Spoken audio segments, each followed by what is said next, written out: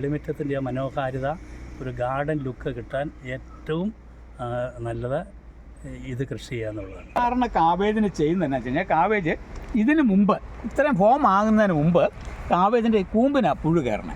അതെ, തീരെ സെൻറ്ററായിരിക്കും.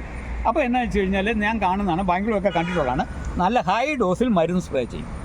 അച്ഛനെ എൻ്റെ മുൻപ് എൻ്റെ ഇടവകയിൽ ഇരുന്നതാണ്. അപ്പോൾ എൻ്റെ ഇടവകയിലാണെങ്കിലും ഇതുപോലെ ഒരുപാട് കാര്യങ്ങൾ അച്ഛൻ അവിടെ ചെയ്തിട്ടുണ്ട്.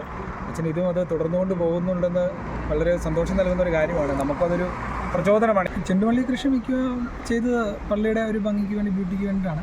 അത് വിൽക്കുന്നതിനെക്കുറിച്ചൊക്കെ പലരും സംസാരിച്ചപ്പോൾ അച്ഛൻ പറഞ്ഞത് അത് അവിടെ നിൽക്കട്ടെ. പ്രിയപ്പെട്ടവരെ, നമ്മളിപ്പോൾ നിൽക്കുന്നത് കോട്ടയം ജില്ലയിൽ കുറവലങ്ങാടിന് സമീപമുള്ള ചീങ്കല്ലേൽ സെന്റ് തോമസ് പള്ളിയിലാണ്. ഇവിടെ വികാരിയച്ഛൻ്റെ നേതൃത്വത്തിൽ 600ഓളം ഗ്രോ ബാഗിൽ ചെയ്തിരിക്കുന്ന കാബേജ്, കോളിഫ്ലവർ കൃഷികൾ നമുക്ക് കാണാം. ഞങ്ങളുടെ ഈ വർഷത്തെ ശീതകാല പച്ചക്കറിയുടെ വിളവെടുപ്പ് മഹോത്സവം ഞങ്ങൾ നടത്തുവാണ്. ഇപ്പോൾ ആദ്യം ഞങ്ങൾക്ക് വിളവെടുക്കാറായിരിക്കുന്നത് കോളിഫ്ലവറാണ്. ഇപ്പോൾ ഞങ്ങൾ ഇവിടെ നട്ട് പരിപാലിച്ച കോളിഫ്ലവർ വിളവെടുക്കാൻ പരിപാടി നിൽക്കുകയാണ്. ഇത് എത്ര നാൾ മുമ്പ് നട്ടതാ? ഇതിപ്പോൾ ഞങ്ങൾ സെപ്റ്റംബർ ആദ്യം നട്ടു. ഈ കാബേജും ഈ കോളിഫ്ലവർ ഒന്നിച്ച് നട്ടതാണ്. കോളിഫ്ലവറാണോ പെട്ടെന്ന് കായ്ക്കുന്നത്? കോളിഫ്ലവർ പെട്ടെന്ന് വിളവെടുക്കാറായി അല്ലേ? വിചാരിച്ചനാണ് ഞങ്ങൾക്ക് ഈ കൃഷിക്ക് വേണ്ട ഇൻസ്പിറേഷനും തന്നെയല്ല ഇതിൻ്റെ നനകളും പരിപാലനവും എല്ലാം വിചാരിച്ചനാണ്. വിചാരിച്ചൻ്റെ കൂടെ ഞങ്ങൾ കൈക്കാരന്മാർ കൂടി സഹകരിച്ച് മുന്നോട്ട് പോകുന്നു. ഇപ്പം ഇത് ഞങ്ങളുടെ വിചാരിച്ചൻ്റെ സുഹൃത്ത് അച്ഛനാണ്. അച്ഛൻ UK-ലാണ് സേവനം ചെയ്യുന്നത്. അച്ഛൻ അവധിക്ക് വന്നതാണ്. അവധിക്ക് വന്നപ്പം മുതൽ ഇവിടുത്തെ ജലസേചനവും വളപ്രയോഗത്തിലും എല്ലാം ഞങ്ങളോട് സഹകരിച്ച് ഉത്സാഹിച്ച് ഞങ്ങളോട് സഹകരിച്ചുകൊണ്ടിരിക്കുന്നത് അച്ഛനാണ്. അച്ഛൻ ഇന്ന് വെളുപ്പിന് UK-ലേക്ക് തിരിച്ചു പോകും. അപ്പോൾ അച്ഛന് ഇതിൻ്റെ വിളവെടുപ്പ് ഉത്സവം, മഹോത്സവം വിചാരിച്ചൻ അച്ഛന് കൊടുത്തുകൊണ്ട് നിർവഹിക്കുകയാണ്.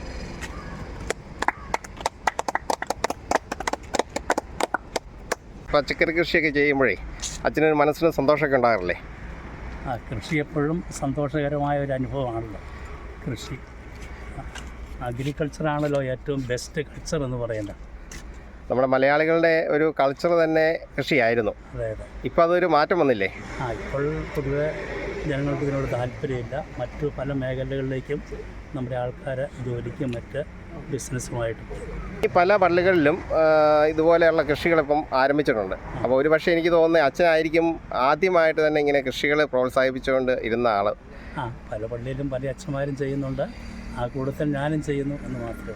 അച്ഛൻ വർഷങ്ങളായിട്ട് ഇത് ചെയ്യുന്നതല്ലേ? 8-9 വർഷമായിട്ട്. ഇതിനു മുമ്പ് ഇരുന്ന ഇടവകയിലും കൃഷികളൊക്കെ ചെയ്തിട്ടുണ്ടെന്ന് പറഞ്ഞു അല്ലേ? ഇതിനു മുമ്പ് ഏത് ഇടവകയിലായിരുന്നേ? ഇതിനു മുമ്പ് അരുവിത്ര, ഇലഞ്ഞി, കൂടല്ലൂര്, ചീങ്കല്ലേൽ, ഈ പള്ളികളിലൊക്കെ കൃഷി ചെയ്തിരുന്നു അല്ലേ? ഇതുപോലെ ഈ കാബേജ് കൃഷിയും ഈ കോളിഫ്ലവറിൻ്റെ കൃഷി ആദ്യമായിട്ടാണോ? കാബേജ് കൃഷി എല്ലാ പള്ളിയിലും ചെയ്യാമായിരുന്നു. പക്ഷേ കാബേജും കോളിഫ്ലവറും കൃഷി ചെയ്യുന്ന വിശേഷം പള്ളിമുറ്റത്തിൻ്റെ ആ മനോഹാരിത, ഒരു ഗാർഡൻ ലുക്ക് കിട്ടാൻ ഏറ്റവും നല്ലത് ഇത് കൃഷി ചെയ്യാന്നുള്ളതാണ്. ഈ കൃഷിയേക്കാൾ കൂടുതൽ പള്ളിമുറ്റം ബ്യൂട്ടി ആയി ഇതുകൊണ്ട് ഈ കോളിഫ്ലവറും കാബേജും ആണല്ലേ? അപ്പോൾ ഒരു ഗാർഡൻ ലുക്ക്, നല്ലൊരു ബ്യൂട്ടിഫുൾ ലുക്ക് കിട്ടും പള്ളിമുറ്റവും പരിസരവും എല്ലാം. അപ്പോൾ ഈ കഴിഞ്ഞ തവണ ഇവിടെ വന്നപ്പം പയർ കൃഷി ചെയ്തിരുന്നത്. പയർ എങ്ങനെയുണ്ടായിരുന്നു? ലാഭകരമായിരുന്നോ? പയർ ലാഭകരമായിരുന്നു. പിന്നെ അതോടൊപ്പം ഇഞ്ചി കൃഷി ചെയ്തിരുന്നു. ഇഞ്ചി കൃഷി വളരെ ലാഭകരമായിരുന്നു. 300 കൂട് ഉണ്ടാക്കി ഏതാണ്ട് 55,000 രൂപ കിട്ടി. ഒരു 6,500 രൂപയ്ക്കുള്ളിൽ ചിലവില്ല. അത് നമ്മളെങ്ങനെയാണ് വിറ്റത്? ഈ കൂട് സഹിതം ഓരോരുത്തരും കൊടുക്കുമായിരുന്നു. അപ്പോൾ ഓരോ വീട്ടുകാർ വാങ്ങിച്ചുകൊണ്ട് പോയി അല്ലേ? അപ്പോൾ അവർക്കത് വീട്ടിൽ കൊണ്ട് വെച്ചിട്ട് ഇപ്പോഴും അത് വളർത്തിക്കൊണ്ടിരിക്കുന്നു. അതോടൊപ്പം നമ്മളിവിടെ ചെണ്ടുമല്ലിയുടെ കൃഷിയും ചെയ്തിരുന്നു. ചെണ്ടുമല്ലി കൃഷി ചെയ്തു. അത് പള്ളിക്ക് വിൽപ്പനയ്ക്ക് വേണ്ടിയല്ല, പള്ളിമുറ്റത്തിൻ്റെ ബ്യൂട്ടിഫിക്കേഷന് വേണ്ടി ചെയ്തിട്ടുണ്ട്. ഇവരെ യുവതയിലെ പള്ളികൾ മുഴുവൻ കയറി ഇറങ്ങി ഓർഡിനേഷൻ ക്ഷണിക്കാൻ വന്നിരിക്കുന്നവരാണ്. അത് ശരി. 2, 3, 4 ഗ്രൂപ്പായിട്ട് ഓരോ ഫൊറാനയും കേന്ദ്രീകരിച്ചുകൊണ്ടിരിക്കുക. ആ പള്ളികളിൽ ഫൊറാനയിലെ പള്ളികളെ ക്ഷണിക്കുക അല്ലേ? ക്ഷണിക്കാൻ പോകും. സാധാരണ നമ്മൾ ഓരോ പട്ടം കൊടുക്കുമ്പോഴും അതത് ഇടവക വെച്ചല്ലേ? ഇപ്പോൾ ഈ തവണ 75 ജൂബിലി പ്രമാണിച്ചാണ് ഇങ്ങനെ ഒരു പരിപാടി ഒന്നിച്ച് നടത്തും അല്ലേ? എത്ര പേരുണ്ട് ഈ തവണ? 12 പേരാണ് ബാച്ചിലുള്ളത്. 12 പേര് കത്തീഡ്രൽ പള്ളി വെച്ച് 28-ാം തീയതി 9 മണിക്ക്. അപ്പോൾ ജൂബിലിയുടെ ആഘോഷമായിട്ടല്ലേ? അതെ. അപ്പോൾ ഒരു വലിയ പരിപാടി ആയിരിക്കുമല്ലോ. തീർച്ചയായും. ഈ രൂപതയുള്ള മുഴുവൻ ഇടവകയെന്നും അച്ഛന്മാരൊക്കെ പങ്കെടുക്കുമായിരിക്കും. അപ്പോൾ എല്ലായിടത്തും നിങ്ങൾ ക്ഷണിച്ചുകൊണ്ടിരിക്കുക. അപ്പോൾ അതിൻ്റെ ഭാഗമായിട്ടാണ് ഈ പള്ളിയിൽ വന്നത് അല്ലേ? അതെ. ഇവിടെ വന്നു കഴിഞ്ഞപ്പോഴേ അച്ഛൻ്റെ ഈ കൃഷിയൊക്കെ കണ്ടപ്പോൾ എന്ത് തോന്നി? വളരെ സന്തോഷം തോന്നി. കാരണം നമുക്ക് ഒരുപാട് സമയങ്ങൾ പ്രയോജനപ്പെടുത്താനുള്ള ഒരു അവസരമായിട്ട് എനിക്ക് തോന്നി. ഞങ്ങൾ സെമിനാരിലൊക്കെ നമ്മൾ കൃഷിയൊക്കെ ചെയ്യുന്നവരാണ് കൂടുതലും. പക്ഷേ ഇവിടെ നമ്മൾ പള്ളികളിൽ അങ്ങനെ കൃഷി ചെയ്യുന്ന കണ്ടിട്ടില്ല. കുറച്ച് അച്ഛന്മാർ മാത്രമേ ചെയ്യുന്നുള്ളൂ. പിന്നെ ഇങ്ങനെ നമ്മൾ ചെയ്യുമ്പോൾ നമുക്കൊരു സന്തോഷമാണ് ഇത് കാണാനും, രാവിലെ എഴുന്നേറ്റ് വന്ന് ഇതെന്തായി എന്ന് നോക്കാനൊക്കെ ഉള്ളൊരു നമുക്കൊരു ഇതുണ്ട്. അപ്പം ഇത് കാണുമ്പോൾ വളരെ സന്തോഷമാണ്. പിന്നെ ഇതുപോലെയൊക്കെ ചെയ്താൽ നമുക്ക് നന്നായിരിക്കുമെന്ന് തോന്നുന്നു. നിങ്ങൾ 28-ാം തീയതി പട്ടം സ്വീകരിക്കുകയാണല്ലോ. അതെ അതെ, അതിനുശേഷം ഏതെങ്കിലും ഇടവേളൊക്കെ ആയിരിക്കും അല്ലേ? അപ്പം ഇതുപോലെ ഇനി നിങ്ങൾക്കും ചെയ്യാൻ താല്പര്യം ഉണ്ടാവുമോ കൃഷി? കാരണം നമ്മളെല്ലാവരും എല്ലാവരുടെയും മാതാപിതാക്കൾ കൃഷിക്കാരായതുകൊണ്ട് സ്വാഭാവികമായിട്ടും ഇങ്ങനെയുള്ള എല്ലാം നമ്മളും ചെയ്ത് പഠിച്ചിട്ടുള്ളവരാണ്. അതുകൊണ്ട് തന്നെ ഇങ്ങനെയൊക്കെ ഓരോ കാര്യങ്ങൾ ചെയ്ത് വിഷരഹിതമായി ഇന്നത്തെ കാലത്ത് ജീവിക്കുക എന്നുള്ളത് എല്ലാവരുടെയും ഒരു ആഗ്രഹമാണ്. പാലാരൂപതയ്ക്ക് ഒരു ബിഷപ്പ് ഇതിന് ഒരു മോട്ടിവേഷൻ കൊടുക്കുന്നുണ്ട് അല്ലേ? ഇപ്പം എല്ലാ സ്കൂളുകളിലും ഇത് ചെയ്യണമെന്നൊക്കെ പോകുന്നുണ്ട്. അതുപോലെ തന്നെ മത്സരങ്ങളൊക്കെ നടത്തുന്നുണ്ട്, സ്കൂളുകളിലൊക്കെ മത്സരങ്ങൾ. അപ്പം തീർച്ചയായിട്ടും നമ്മുടെ വികാരിയച്ഛന് ഇങ്ങനെ ചെയ്തേക്കുന്നതുകൊണ്ട് നിങ്ങൾക്ക് ഇത് കണ്ടപ്പോൾ ഇതിനൊരു പ്രചോദനം തോന്നുന്നില്ലേ? തീർച്ചയായിട്ടും അതൊരു അച്ഛനെ എൻ്റെ മുൻപ് എൻ്റെ ഇടവകയിൽ ഇരുന്നതാണ്. അപ്പോൾ എൻ്റെ ഇടവകയിലാണെങ്കിലും ഇതുപോലെ ഒരുപാട് കാര്യങ്ങൾ അച്ഛൻ അവിടെ ചെയ്തിട്ടുണ്ട്. അച്ഛൻ ഇതും അത് തുടർന്നുകൊണ്ട് പോകുന്നുണ്ടെന്ന് വളരെ സന്തോഷം നൽകുന്ന ഒരു കാര്യമാണ്. നമുക്കതൊരു പ്രചോദനമാണ് ഈ ഒരു മേഖലയിലേക്ക് കടന്നു വരാനും. നമ്മുടേതായ എന്തെങ്കിലുമൊക്കെ നമ്മളെ ഇടവകയിലായിരിക്കുമ്പോൾ നമ്മൾ ചെയ്യണമല്ലോ. ഈ ഒരു മേഖലയിൽ ഇങ്ങനെയുള്ള കാര്യങ്ങൾ ചെയ്യുന്നത് ഇടവക ജനങ്ങൾക്കും വളരെ പ്രയോജനപ്പെടുന്നുണ്ട് എന്നുള്ളത് കൊണ്ട് എല്ലാവർക്കും അതൊരു പിന്തുടരാവുന്ന ഒരു മാതൃക കൂടിയാണ് എന്നാണ് പറയുന്നത്. കഴിഞ്ഞതാണ് ഞാനിവിടെ വന്നപ്പോഴേ ചെണ്ടുമല്ലിപ്പൂ അതുപോലെ തന്നെ പയറൊക്കെ നിന്നിരുന്നത്. ഇന്നിപ്പോൾ ഇവിടെ വന്നു കഴിഞ്ഞപ്പം ഇതിൻ്റെ ഈ കോളിഫ്ലവറിൻ്റെ വിളവെടുപ്പ് നടത്തി. മാറി മാറി കൃഷി ചെയ്യാനുള്ള ഒരു പ്രചോദനം ഇവിടുത്തെ ആളുകൾക്ക് ഉണ്ടാകാനുള്ള കാരണം എന്താ? അപ്പോൾ അച്ഛനൊക്കെ അതിനൊരു പിന്നിൽ നിന്ന് പ്രവർത്തിക്കുന്ന ആളാണല്ലോ. വികാരിച്ചനെ സംബന്ധിച്ചിടത്തോളം അച്ഛൻ എപ്പോഴും എന്തെങ്കിലുമൊക്കെ ചെയ്തുകൊണ്ടിരിക്കണം എന്ന് ആഗ്രഹിക്കുന്ന വ്യക്തിയാണ്. അപ്പം സീസണലായിട്ടുള്ള രീതികളെല്ലാം അച്ഛൻ എപ്പോഴും ഫോളോ ചെയ്യുന്നുണ്ട്. അപ്പം ചെണ്ടുമല്ലിയുടെ ആ ഒരു സീസൺ കഴിഞ്ഞപ്പോൾ അച്ഛനെ തന്നെ ബിസിയാക്കി വെക്കാൻ വേണ്ടിയിട്ട് അച്ഛൻ കണ്ടെത്തിയ മാർഗ്ഗമാണ് കാബേജ് കൃഷിയിലേക്ക് തിരിയുക എന്നുള്ളത്. അത് ഉടനെ തന്നെ ചെണ്ടുമല്ലി കൃഷി കഴിഞ്ഞിട്ട് ഉടനെ തന്നെ എന്ന് പറഞ്ഞ പോലെ ഞങ്ങൾ പോയി തൈയെല്ലാം മേടിച്ചു കൊണ്ടുവന്ന് വെച്ച് നനച്ച് വളർത്തിയെടുക്കുകയാണ് ചെയ്തത്. വികാരിയച്ഛൻ്റെ ദൈനംദിന ജീവിതത്തിൻ്റെ ഒരു ഭാഗമാണ് കൃഷി. അദ്ദേഹം എല്ലാ ദിവസവും രാവിലെ ഉച്ചയ്ക്കും വൈകുന്നേരമൊക്കെ ഇതിൻ്റെ പുറകെയുണ്ട്. ക്ഷീണമുണ്ട്, പ്രായത്തിൻ്റെതായ ക്ഷീണമുണ്ടെങ്കിലും ഈ കാര്യത്തിൽ അച്ഛൻ ഭയങ്കരമായിട്ട് എഫേർട്ട് എടുക്കുന്നുണ്ട്. ഇത് ഭയങ്കര ഇൻട്രസ്റ്റ് ഉള്ള ഒരു കാര്യമാണ്. ഈ ഒരു കാര്യം ചെയ്യുമ്പോൾ അച്ഛൻ ഒരുപാട് ആരോഗ്യവാനൊക്കെ ആയിട്ടിരിക്കുന്നതായിട്ട് കാണുകയും ചെയ്യുന്നുണ്ട്. അപ്പം ഇത് അച്ഛൻ്റെ ഒരു ജീവിതത്തിൻ്റെ ഭാഗമായതുകൊണ്ട് അച്ഛൻ ഇങ്ങനെ ഒരു സീസൺ കഴിയുമ്പോൾ അടുത്ത സീസണിലേക്കുള്ള കൃഷികൾ ഉണ്ടാക്കിയെടുക്കുന്നു. ഏത് കൃഷി വേണമെന്നുള്ളത് അച്ഛന് കൃത്യമായിട്ട് അറിയാൻ തോന്നുന്നു അല്ലേ? കൃത്യമായ ധാരണകളുണ്ട്. ബേസിക്കലി ഒരുപാട് വർഷത്തെ പ്രവൃത്തി പരിചയം ഈ മേഖലയിൽ ഉള്ളതുകൊണ്ട് തന്നെ അച്ഛനെ സംബന്ധിച്ചിടത്തോളം ഇതൊന്നും ഒരു പുതുമയുള്ള കാര്യമല്ലല്ലോ. മഴക്കാലത്ത് മിക്കവാറും പച്ചക്കറികളൊന്നും ഉണ്ടാകാൻ സാധ്യത കുറവല്ലേ? അപ്പോൾ ആ സമയത്താണ് ചെണ്ടുമല്ലി ചെയ്തത്. അത് ഒരു കൃഷിയായിട്ടല്ല, ഒരു ഭംഗിക്ക് വേണ്ടി അല്ലേ? ചെണ്ടുമല്ലി കൃഷി ചെയ്തത് പള്ളിയുടെ ഒരു ഭംഗിക്ക് വേണ്ടി, ബ്യൂട്ടിക്ക് വേണ്ടിയിട്ടാണ്.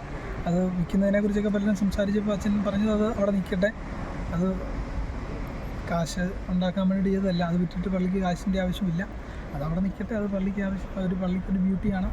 അത് വളരെ മനോഹരമായിരുന്നു അല്ലേ?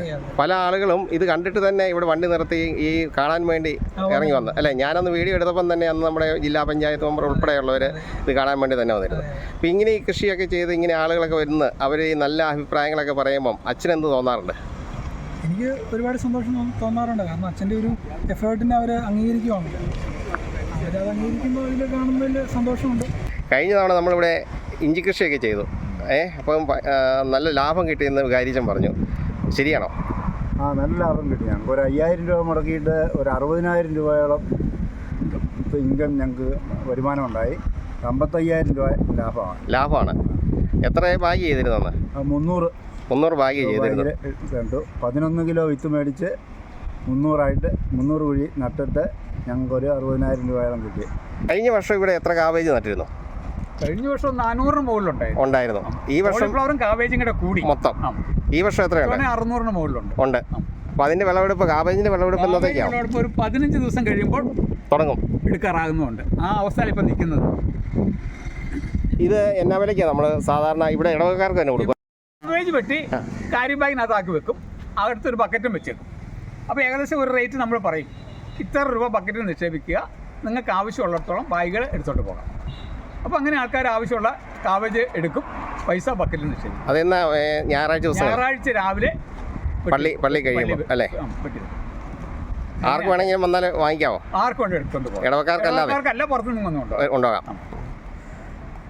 ഇപ്പോൾ ഈ കൃഷിയൊക്കെ ചെയ്യുമ്പോഴേ എന്നാ ഇതിനെക്കുറിച്ച് പറയാനുള്ളത്? ഇങ്ങനെ ഈ പള്ളിയിൽ കൃഷിയൊക്കെ ചെയ്യുന്നു, ഈ പള്ളി പോലെയുള്ള സ്ഥാപനങ്ങൾക്കെല്ലാം ഇങ്ങനെയൊക്കെ ചെയ്യാൻ സാധിക്കും. അതിനെ നമുക്ക് ചെയ്താൽ തന്നെ കുഴപ്പം? അല്ല, അത് നമ്മൾ മറ്റുള്ള ആളുകൾക്ക് നമ്മൾ ചെയ്താൽ നമുക്ക് പബ്ലിസിറ്റി, നമ്മൾ വ്യക്തി അതിന് പബ്ലിസിറ്റി വരിക. പള്ളിയാകുമ്പോൾ ഒരു ലാർജ് ക്വാണ്ടിറ്റി ആൾക്കാർ വരുന്നതാണ്. അപ്പോൾ നമുക്കൊരു ആ മെസ്സേജ് സ്പ്രെഡ് ചെയ്യാൻ വളരെ എളുപ്പമാണ്. തീർച്ചയായിട്ടും. അപ്പോൾ അതാണ് അതിനകത്ത് ഏറ്റവും വലിയ കാരണം. നമ്മൾ വീട്ടിൽ വന്നാൽ 1-2 പേര് വന്ന് മേടിച്ചുകൊണ്ട് പോയി നമുക്കതൊരു ഒരു ഒരു ലാർജ് ആയിട്ടുള്ള ഇതിൽ പബ്ലിസിറ്റി പറ്റിയ. ഇതൊരു ഇടവക മൊത്തം അല്ല, ഞങ്ങളിപ്പോൾ 600 അടുത്ത ഇടവക്കാരുണ്ട്. അപ്പോൾ ആ ഒരു വീട്ടിൽ നിന്ന് ശരാശരി വന്നാലും 1000-1200 പേര് ഒരു ഞായറാഴ്ച പള്ളി വരും.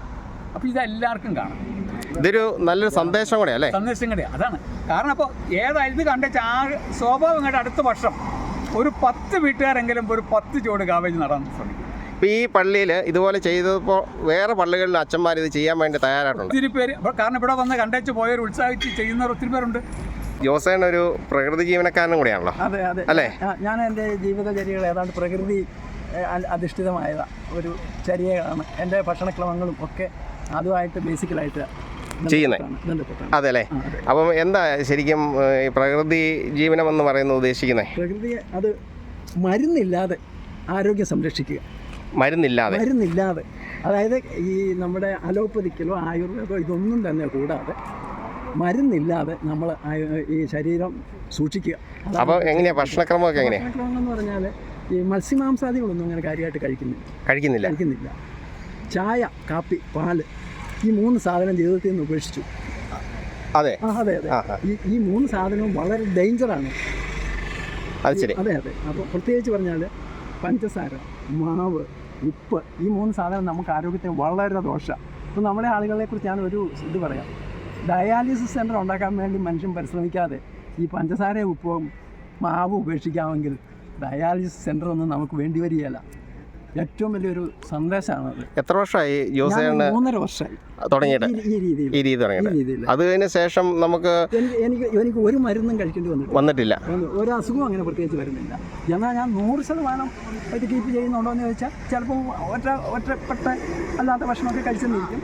പക്ഷേ എന്നാലും അതിൽ അങ്ങനെ ഞാൻ ഇരിക്കുന്നു, തുടർന്ന് അത് ചെയ്യുന്നില്ല. ജോസേണിന് ഇവിടുത്തെ കഴിക്കാനല്ലേ? കഴിക്കാനല്ലേ?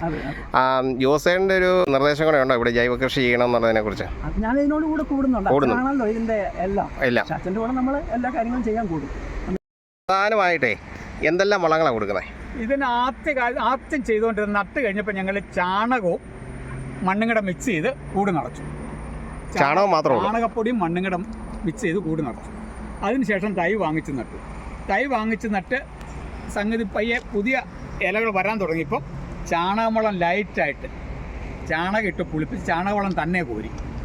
അതിനുശേഷം കുറച്ചും കൂടെ ഗ്രോത്ത് ആയപ്പോൾ ചാണകവെള്ളം കടലപ്പിണ്ണാക്കും കൂടെ പുളിപ്പിച്ചിട്ടിട്ട് അതിട്ട് ദിവസം 2 നേരം ഇളക്കി കൊടുക്കും. എന്നിട്ട് അതൊരു 6-7 ദിവസം ഇങ്ങനെ ഇളക്കി കൊടുത്തിട്ട് പുളിപ്പിച്ച് കഴിയുമ്പോൾ അത് കോരി ഡൈല്യൂട്ട് ചെയ്ത് കുടിക്കും.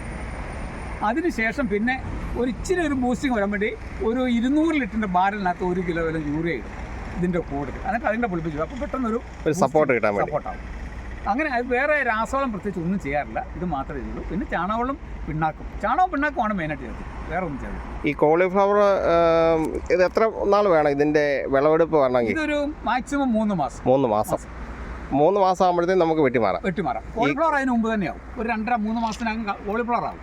അതുകൊണ്ടാണ് നീണ്ടു നിൽക്കും. കാബേജിനാണ് കൂടുതൽ ആയുസ് അല്ലേ? കാരണം കാബേജ് നിൽക്കുമ്പോൾ കാബേജ് മൂത്താലും കാബേജ് അവിടെ കിടന്നോളൂ.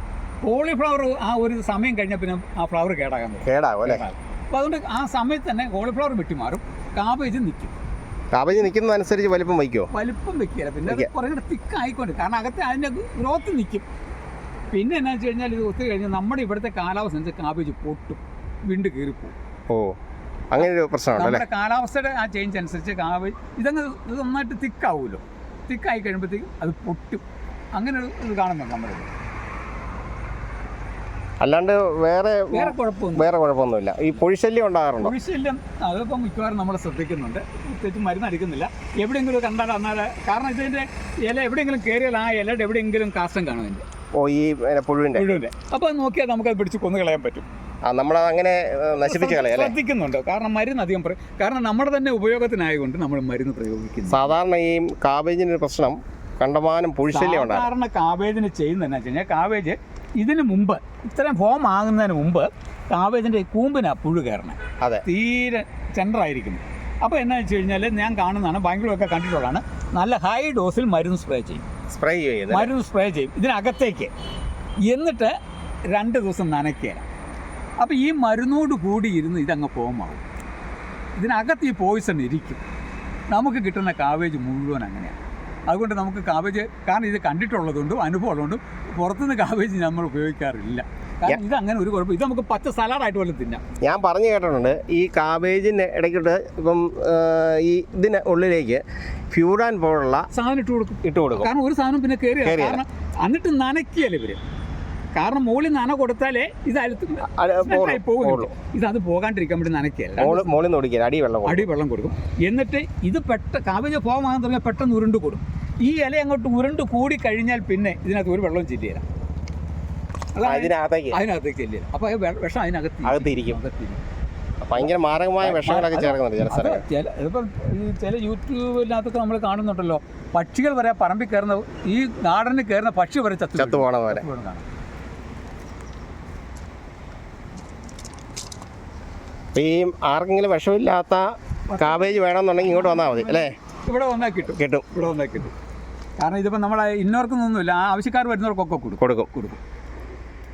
ഞായറാഴ്ച ദിവസങ്ങളിൽ മിക്കവാറും നമുക്ക് ഇത് പുറത്ത് ആർക്കും കൊടുക്കാൻ കിട്ടാറില്ല. കാരണം നമ്മൾ വെട്ടി വെക്കുന്നത് അന്നേരം ആൾക്കാർ പള്ളി വരുന്ന ഒരു ആദ്യ ദിവസം വണ്ടി വെച്ചിട്ട് കുർബാനയ്ക്ക് കൊണ്ടിട്ട് കയറുള്ളൂ. ഇഞ്ചിയൊന്നും തേഞ്ഞില്ലെന്നല്ലേ?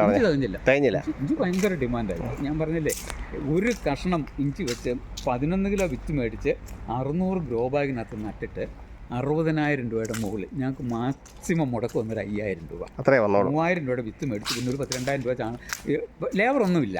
ലേബറൊക്കെ നിങ്ങൾ തന്നെ, അച്ഛന്മാരും ഞങ്ങൾ കൈക്കാരന്മാരും കൂടെ തന്നെയാണ് ഇതിൻ്റെ ലേബറൊക്കെ ചെയ്യുന്നത്.